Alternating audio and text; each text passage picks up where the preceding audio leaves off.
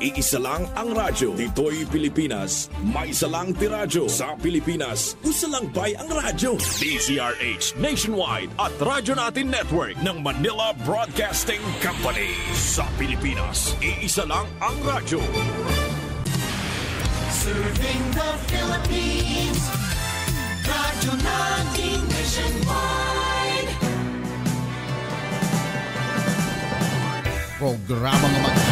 Programa nga maghatag og giya og kaalam. Extension services alang sa katawhan. Hatod kaninyo sa nag-inusarang universidad sa probinsya, ang Biliran Province State University. Wow! Bipso Extension in action. Mga impormasyon nga manungdanon, tubag sa lokal o global nga panginahanglan. Wow! Bipso Extension in action. Weaving Bipso with the world and the world with Bipso. Inyong mabati dinhi lamang sa Radyo Natin FM. Wow, Bipso, our pride. Wow, Bipso, our source and guide. Wow, Bipso, to the future we ride. Wow, Bipso, wow, Bipso. Bipso, our pride and source. Where dreams take flight and find their course. Innovation, progress, victory, and more.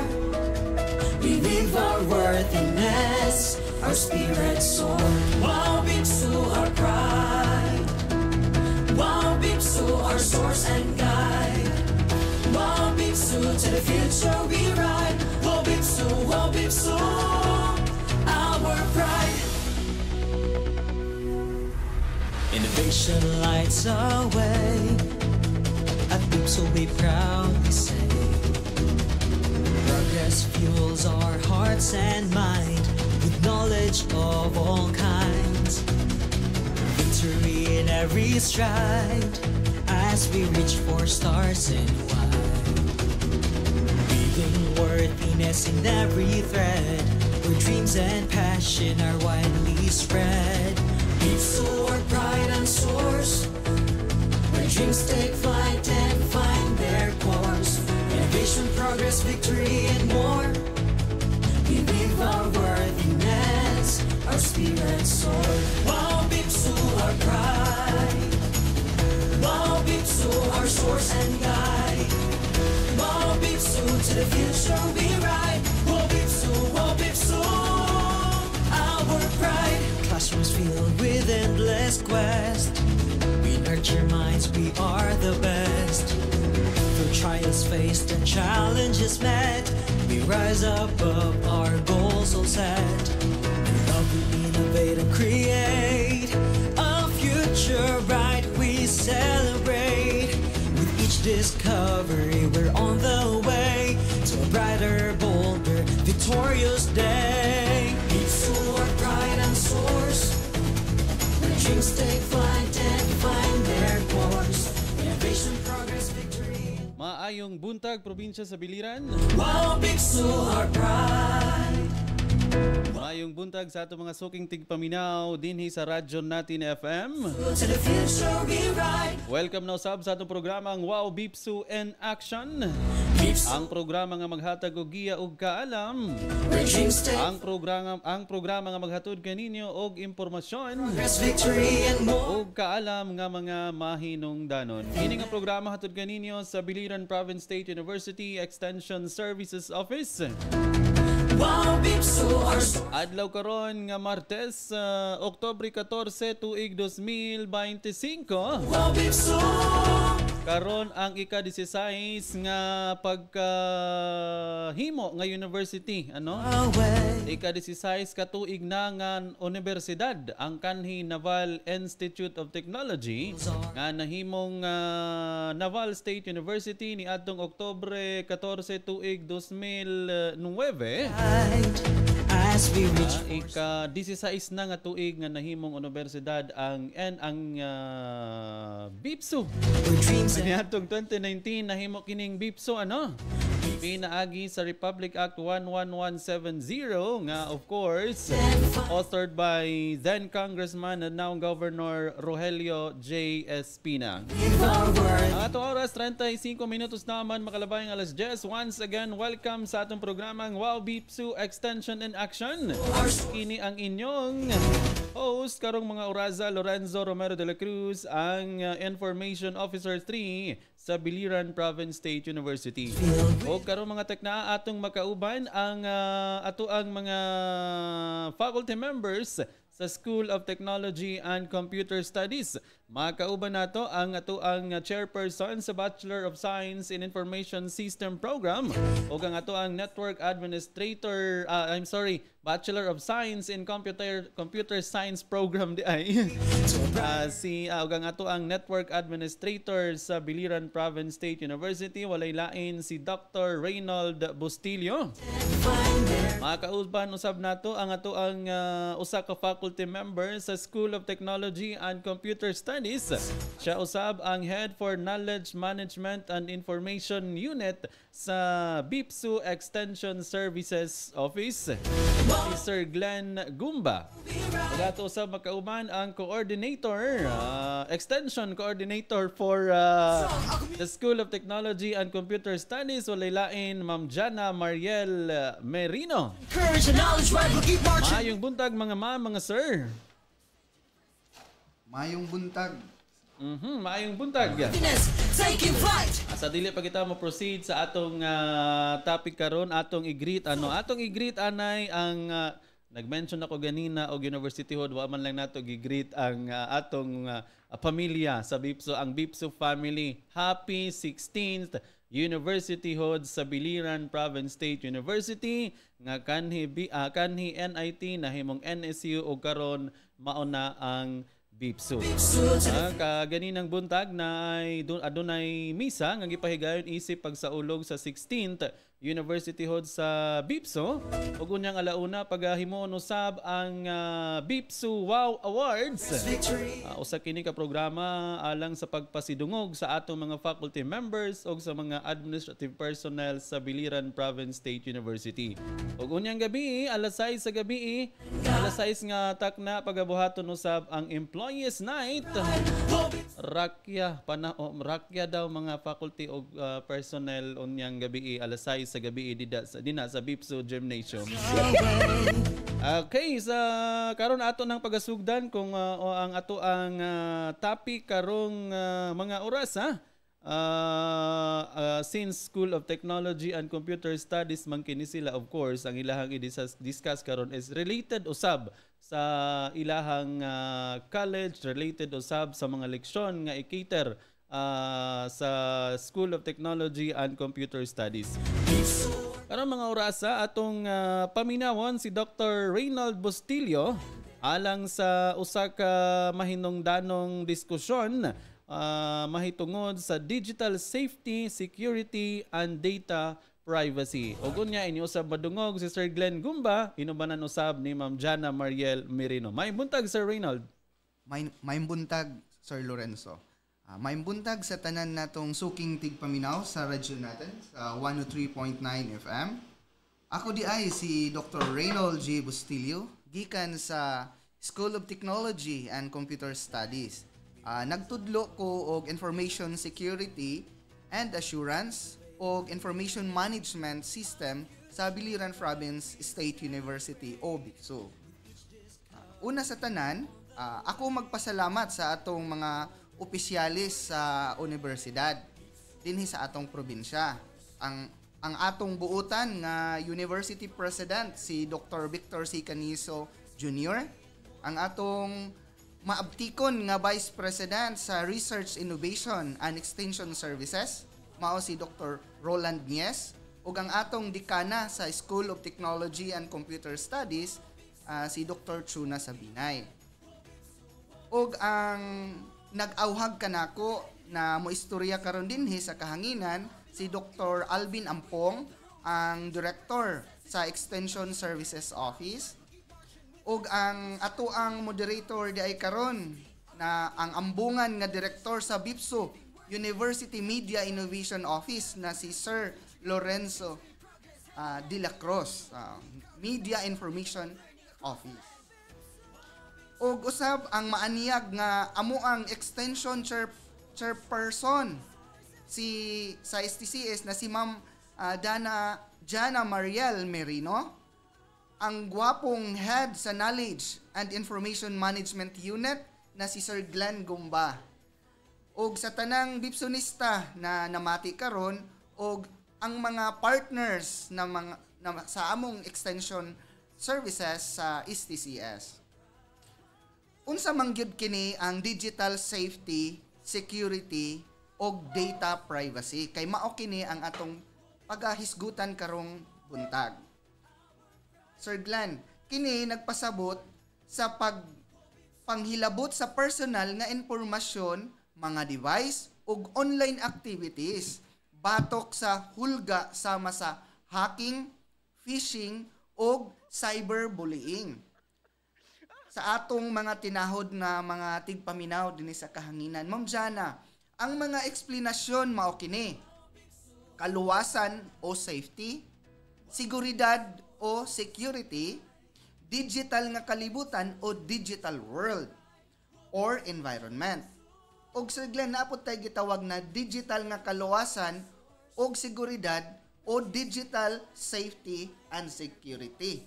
Og maghisgot sab kita, Sir Lorenzo, sa data privacy protection o sa binisaya ang pagpanalipod sa pagkapribado nga datos. Ang mga explanation di ani Sir Glenn mausab kini: pagpanalipod o protection, pagkapribado o privacy, mga datos o data. Sir Lorenzo, ang pagpanalipod sa personal nga impormasyon o protection of personal information, mao kini sila ang atong mga pagahisgutan karong adlaw. So, magahisgot kita sa pagpanalipod sa personal nga impormasyon sa mga device ug kalihukan sa online batok sa mga hulga sama sa hacking, pagpangawat og identidad, malware ug cyberbullying.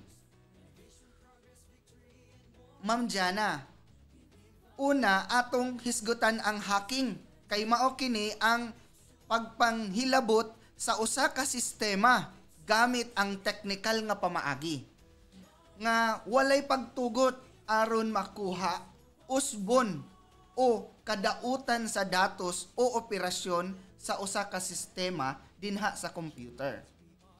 Sir Glenn, ang ikaduha ang gitawag natong og identity thief. Ang pagpangawat og identidad usa ka seryosong krimen, pwede kita dianing pasakaan og kaso. Ang pagpangawat sa identidad usa ka krimen kung diin ang usa ka tawo kuhaon o gamiton ang personal nga impormasyon sa lain nga tawo sama sa ilang ngalan, social security number, bank account o detalye sa credit card nga walay pagtugot, Ma'am Jana. Kasagaran aron makakwarta o buhaton ang pagpanglimbong batok sa isig katawo. So, mga tinahod nako na mga tigpaminaw dinhi sa kahanginan, mao kini kasagaran ang mga klase sa pagpangawat sa ato ang identidad na naglakip sa mga sumusunod, Sir Glenn. Una, ang pinansyal nga pagpangawat sa identidad. Nakahibalo ka ba, Ma'am Jana, na ang kini mao kini ang paggamit sa impormasyon sa lain nga mga tao aron mamalit o magbukas og credit card o mangutang. Ang ikaduha, ang kriminal nga pagpangawat sa identidad. Ang paggamit sa identidad sa lain nga mga tao sa panahon sa dakop o investigasyon para makalingkawas sa iyahang krimen. Ang ikatulo, ang medical nga pagpangawat sa identidad. Ang paggamit sa identidad sa usa ka tawo aron makadawat og medical nga serbisyo, resita o benepisyo. Ang ikaupat, ang gitawag natog synthetic na pagpangawat sa identidad. mao kini ang paghiusa sa tinuod og piki nga impormasyon aron makahimo og bag-o o piki nga identidad. Kini tanan na atong gikahisgutan karong adlaw, pwede kini pasakaan og kaso. Busa sa atong mga tigpamati dinhi sa kahanginan, ang mga biktima sa pagpangawat sa identidad posibleng makaatubang og pagkawala sa ilahang pinansyal o kwarta, kadaot sa ilang credit record og legal nga kalisdanan. Nakaibalo ba ka, Ma'am Jana, aron malikayan kini na importante gayod. Una, protektahan ang personal nga impormasyon. Og Sir Glenn, ang ikaduha, bantayan ang bangko o credit account. Og ang pangtulo, gamiton ang lig-on og talagsaong password sa online nga mga account. Sir Glenn and Sir Lorenzo, ug hilabi na Ma'am Jana, may anaapod kita gitawag nga malware. Mubo na pulong sa malicious software. Nagtumong sa bisan unsang programa o kodigo nga gidisenyo aron dauton, samukon, kawaton o kadautan sa datos, mga devices o network sa computer. Kini siya, Ma'am Jana, ang mga klase sa software gigamit kasagaran sa pagpanghilabot sa sistema dinha sa atong computer. Kasagarang klase ani Sir Glenn sa ilang malware naglakip sa mga mosunod. Una, ang gitawag na tog virus o viruses. Usa kini siya, Sir Glenn, kamatang sa malicious software nga nagakupot og nagdugtong sa limpyo nga mga file ug nagakalat, Ma'am Jana, sa ubang file sa imong computer. Madaot kini, Ma'am Jana, ang sistema pinaagi sa pagtangtang ug pagkurap sa datos nga nakahinay sa performance sa ato ang mga computer or mga devices. Ang ikaduha, ang gitawag nato na mga worms. Kini ang nagakatag sa lain-laing sistema bisan man walay pagtugot sa user o sa tag-iya sa computer o devices. Ang ikatulo, ang gitawag nato og Trojan, Ma'am Jana. Unsa man kining Trojan? Kini siya ang nagpakaarong ingnon nga lehitimong software aron makasulod sa computer system. Ug ang pang-upat, ang gitawag nato og spyware, Sir Glenn. Kaning spyware, Sir Glenn, mao ni ang nagtago ug nag-record sa lihok sa usa ka user nga wala siya kahibalo. Ang ikaupat, ang gitawag na tuog adware. Ang kining adware ang naghatag og walay pulos nga mga advertisement, Ma'am Jana. Masamukan kita di ani kay mag-pop up man kini dinha sa atong computer. Oo, walay pagtugot sa user, no? Ang pang-unom ang gitawag na to, Ma'am Jana, og kanang ransomware. Kini siyang ransomware mao kini ang delikado kay ilak niya og i-encrypt niya ang mga data o mga datos ug mangayo kini og bayad aron mahibalik kini kanato na mga files or data nato, no? Ikaw, Sir Glenn, naa kay ikadugang nga impormasyon mahitungod aning cybersecurity or best practices? Salamat, Doc Reynold. Mayong buntag, Sir Lorenzo. Mayong buntag, Ma'am Jana. O mayong buntag sa tanang naminaw sa radyo natin 103.9 FM. Ang malware, Doc Reynold, makasulod sa computer system pinaagi sa pag-download ng mga files, malisyosong websites, mga suspicious attachments sa email, o dili kasaligan nga mga links. So mga higala, aron malikayan ang cyber threat, ani ang pipila ka cybersecurity best practices. Una, dapat i-update permi ang imong system og mga applications. Kung i-update nimo permi ang imong system og mga applications, malikayan gyud nimo, Ma'am Jana and Sir Reynold, nga ma-access sa mga hacker ang imong mga devices. Ang updates naghatag og bag-ong proteksyon og nag-ayo sa mga lapses sa seguridad nga pwede nilang gamiton.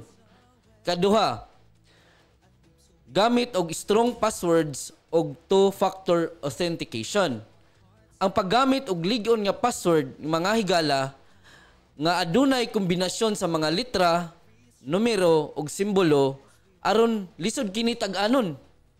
Ang two-factor authentication usa ka duga nga proteksyon pananglitan magpadala og code sa imong cellphone aron ma-verify nga ikaw gyud ang nag-login sa imuhang account. Ikatulo, Ma'am Jana and Sir Reynold, ayaw ninyo i-share ang imong password si bisan si kinsa. Ang password sama sa yawi sa atong balay. Kung imong ipahibalo sa uban, pwede nilang ma-access ang imong balay sama nga ma-access nila ang imong personal nga impormasyon. Yes sir, sakto ka na sir. Bisan si kinsa ayaw giniyo i-share sa amigo man, pamilya o kauban sa trabaho. Ayaw gyud ihatag ang imong password. Ikaapat, sir, likayi ang pag-click sa mga suspicious links o emails. Usahay, Sir Reynold, ang mga hacker magpadala og piki nga mga links o emails nga murag tinuod aron makakuha sa imong impormasyon o makasulod sa imong device. Kini gitawag nga phishing nga giingon ni Doc Reynold ganina. Busa ayaw dayon i-click ang mga link kung wala ka kasigurado kung si kinsa ug unsa kana ang gipadala. Mao kadto Doc Reynold ang ako ma-share sa Suking Tigpaminaw diri sa radyo natin FM. Sakto gyud kana Sir Glenn. Sa laing bahin ato pagahisgutan sad Ma'am Jana ang gitawag og cyberbullying. Unsa man kining cyberbullying, Ma'am Jana? Mao ang usa ka matang sa pagpangdaot o panamastamas sa mga mahitabo pinaagi sa digital nga butang sama sa computer, smartphone o tablet. Kini naglakip sa paggamit sa internet, Ma'am Jana, social network o text messages o ubang pamaagi sa digital nga komunikasyon aron sa mukon, hulgaon, awayon o ilugan ang laing tao. Sir Glenn, mga kasagaran na cyberbullying naglakip sa una, ang pagpadala og malain o hulga nga mga mensahe sa usa ka tawo. Ang ikaduha, ang pagpakailap og bakak o dili tinuod nga mga istorya online. Ang pangtulo, Ma'am Jana, ang pagpost og uwaw nga mga litrato o video nga walay pagtugot sa usa ka tawo na iyang ikauwaw. Ang pang-upat, ang paghimo og piki nga profile aron sa mukon o ilad-ilaron ang usa ka tawo. Ang panglima, ang tuyo nga pagbiya, paglingkawas sa usa ka tawo gikan sa online nga grupo o napaghisgutan. So, mao to siya Sir Lorenzo. Okay, daghang salamat Sir Reynold. So Sir Reynold, mangutana unta ko about sa hacking pero kada nila akong pangutana kay di may day nag-text do na ba kunoy balaod alang sa anong tawag ani? Pagpanalipod sa atong personal nga impormasyon o nagpatuman sa data privacy. Data privacy nga balaod. Oo, Sir Lorenzo. Ang pagpanalipod sa data privacy sa Pilipinas gimanduan sa Data Privacy Act of 2012 o Republic Act number 10173. Ang maong balaod nagtumong sa pagpanalipod, Sir Glenn, sa batakang katungod sa privacy sa matag usa ka tawo. Kanato, ilabi na ang mga personal nga impormasyon nga gitipigan sa mga sistema sa informasyon o komunikasyon sa gobyerno o pribadong sektor. Ma'am Jana, ang mga nag-unang tumong sa balaod mao ang mga musunod. Una, Ma'am Jana, ang pagpanalipod sa personal nga datos o data. Mao kini siya, Ma'am Jana, ang batok sa dili otorisadong pag-access, Sir Glenn, o pag-abuso o pagpanghilabot ni ini sa uban nga mga datos. ug pagpakaylap, no? Ang ikatduha, pagpalambo sa transparency o pagsalig sa mga digital nga sistema ug mga proseso nga naggamit og mga datos. Ug ang pangtulo, Ma'am Jana, ang pagsigurado sa responsableng proseso o personal nga impormasyon pinaagi sa pagpangayo og klaro nga pagtugot o gitawag nato og consent, no? Pagsiguro nga eksakto ang mga data o datos og nagpaila nga sa mga protective measures aron malikayan ang pag-abuso sa mga data or datos. Ma'am Jana, kini na nga mga balaod mauusab ang nagmugna na matukod ang NPC or National Privacy Commission nga nagbantay sa atong mga katungod sa pagkapribado o proteksyon sa personal nga impormasyon. O pwede sad nila ipasaka ang ilang mga reklamo di ani na NPC kay naamang kini sila'y website online. No. Busa, kini si Dr. Reynold Bustillo nagaingon, magmata, magamping, og protektahi ang imong data online, og hinumdumi ang cybersecurity, nagsugod kanimo. So, Ma'am Jana, magpasalamat usab kita sa atong mga extension partners. Salamat, Dr. Reynold. May buntag, Sir Glenn Gumba. Sa dili pa nato tapuson no ang atong programa, mapasalamatan usab kami sa among mga extension partners. Una sa tanan ang Provincial Government Unit of Biliran nga gipanguluhan sa atong maabtik og mapinalanggaon nga Gobernador Rogelio G. Espina, og sa mga local government unit dinhi sa Biliran ang lungsod sa Naval, Almeria, Kawayan, Culaba, Kaibiran, Kabukgayan, Biliran and Maripipi.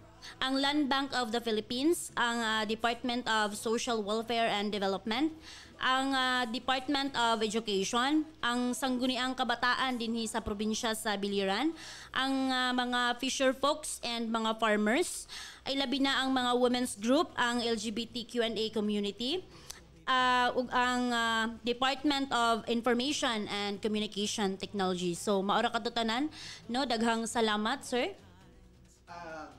Ako sa giawhag ang mga atong mga tigpamati karon og naakamoy mga gustong mga serbisyo na ikadalit kaninyo sa BIPSO pinaagi sa among extension program. Please duol kamo o paghimo kamo og request letter, i-address sa among university president para amo kanang maaksyonan. So kami moingon sa School of Technology and Computer Studies. We create. We innovate. We build. #Tatak STCS. Okay, daghang salamat Sir Reynold, Sir Glenn og Ma'am Jana. Daghang salamat sa usa ka mahindanon na usab nga diskusyon.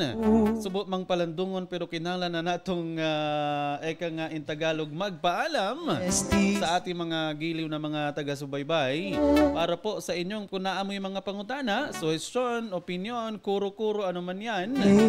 Sa gikaingon ni Sir Reynold kaganina kung doon na mo'y gustong serbisyo nga gusto ninyo matagamtaman diha sa inyong mga komunidad, sa inyong mga barangay, abay, ayaw mo kamo pagduha-duha pagbisita sa Extension Services Office sa Biliran Province State University. Para sa inyong mga questions, atong paningkamutan siguro no nga matubag sa sunod nga mga episode, pwede ka mong mag-text. Dili na lang mo text akong number 0905-327-7571. Once again, daghang salamat sa inyong pagpaminaw. Kini ang inyong amigo sa kahanginan, Lorenzo Romero de la Cruz. Maayong buntag kanatong tanan. STCS.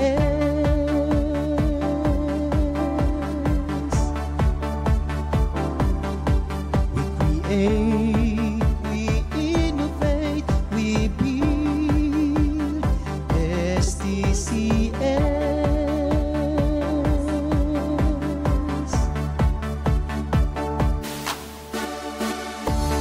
BSIS, BSC.